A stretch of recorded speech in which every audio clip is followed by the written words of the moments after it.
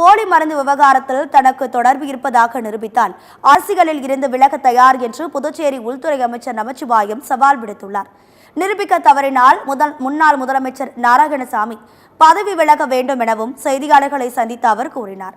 நாராயணசாமிக்கு selective amnesia இருப்பதாகவும் போலி மருந்து விவகாரத்தில் சிபிஐ விசாரணை கேட்டதை அவர்தான் எனவும் நமச்சிவாயம் விளக்கம் அளித்தார். அவருக்கு நான் என்ன நினைக்கிறேன், அது செலக்டிவ் அம்னீஷியா இருக்குன்னு நினைக்கிறேன். சிபிஐ விசாரணை கேட்டது யாரு?